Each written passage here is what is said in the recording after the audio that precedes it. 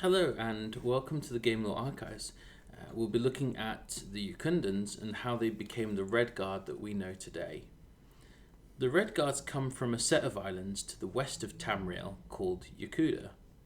Yokunda has the same size and as many variations of biomes as the average Minecraft map. So tiny. Samara was low, lush, warm and sweet. Kanash is tall, volcanic, harsh and extremely hot. Yath is jagged, arid and rugged. Finally, Akos Kazaz, which is the biggest and is described as being gentle and brutal. The Yokudans lived on these islands well into the First Era, so we know a lot more about Yokuda than we do of Atmora, for example. What we don't know is what happened to the islands. As crazy as that may seem. There are a couple of theories as to what happened. One is that the volcanoes on Kanesh caused frequent tremors on the islands and seemed to be very active. It may be that there was some kind of natural disaster that caused the island to sink. What kind of natural disaster, you ask? I don't know. We are lore hunters, not geologists. And it's not clarified.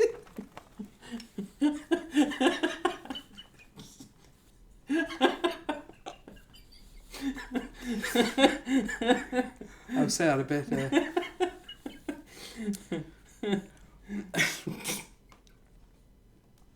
The second theory, which I like because it calls on lore skills and makes a lot more sense. This theory is that in the last civil war that raged across the island, a group called the Ansi destroyed the islands. They were a branch of the heritage and were makers of stone magic.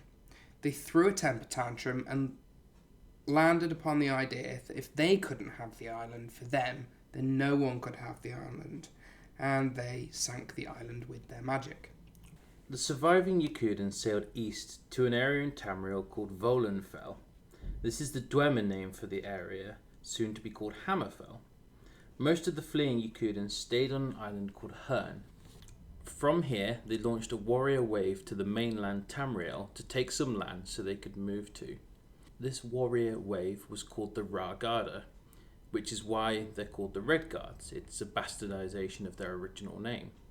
In the First Era, 808, they displaced what little population lived in the area, mainly Daedric tribes and beast folk.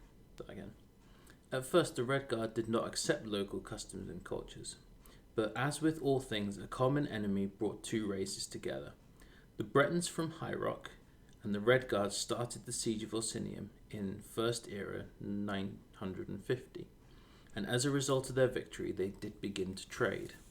As time moved on, the Redguard split into two different factions.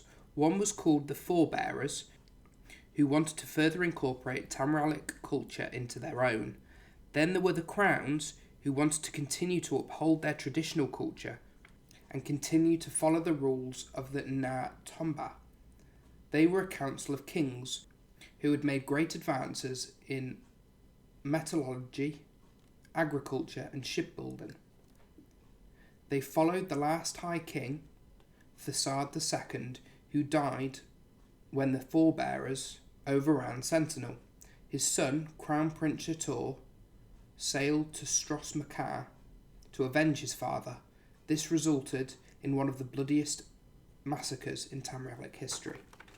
Tiber Septim, unsurprisingly, rallied to the aid of the Forebearers and sent men to defeat the Crown Prince. Between the support of the Empire and the ferocity of the Forebearers, the support of the prince crumbled. He was defeated at the Battle of Handing Bay by the Empire's West Navy. The Empire then assumed control of Hammerfell's lawful restorations, and the Redguards, no longer Yokundans, are proud members of the Cyrodiilic Empire. In the Fourth Era, the Great War broke out between the Empire and the Third Outmiri Dominion. The Thalmor won the war and the White Gold Concordat was signed. This meant the Thalmor could occupy Hammerfell. The proud Redguard refused to accept this and fought on regardless. Eventually they repelled the Thalmor and a treaty was signed and the Elven forces withdrew from Hammerfell. This made it awkward between the Empire and the Redguards, as they had proved that the Altmiri Dominion could be defeated, and they felt the Empire betrayed them and took the easy route out by signing the Concordat. The Redguards' religion has some crossovers with the Elysian gods we have discussed. Satakel is a fusion of the idea of Anu and Padme. He creates and destroys the universe in each cycle, much like the world eater Alduin. Because of this, a spirit race appeared to endure through the cycle. One of the first to demonstrate this ability was Ruptga, chief deity of the Redguards. The ability is known as Walkabout, not the Australian kind, and the rest of the spirits followed suit. Ruptga set the stars in the sky to try and teach others how to gain the Walkabout ability themselves. However, when the number of lesser spirits grew, he could not teach them all, so created the god Sep to help him. Sep is the Yokudan version of Lorcan. When he was born, he was driven crazy by the hunger of Satakal. In spite of this, he creates the mortal realms to preserve the spirits so they don't have to use the walkabout ability. As this was against Rupkar's plan, Sep was punished and disappeared. His hunger, however, lives on in the void in the stars, trying to swallow the souls as they travel to the far shores. Tara is the spirit of the air.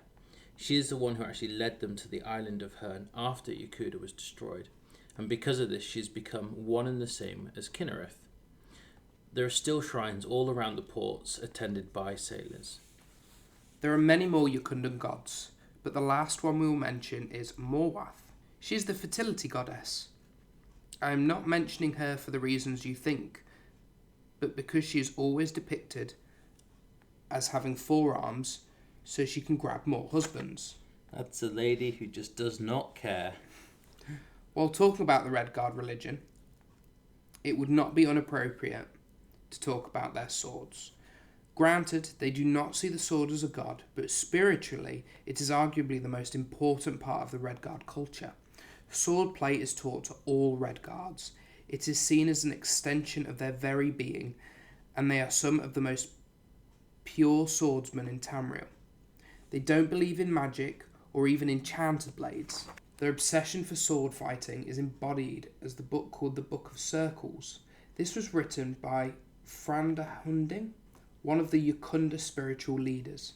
He retired to a cave and wrote the book, which contains 38 grips, 750 offensive and 1,800 defensive positions. It also contains nearly 9,000 moves essential to sword mastery. Not only is this impressive in itself, but they have a holiday for Franda in which passages from his book are read. This book and holiday embodies the Redguards' martial nature and all of their other cultures. And that's really everything we've got on the Redguards. Thanks ever so much for watching the Game Lore Archives, and we will see you next time.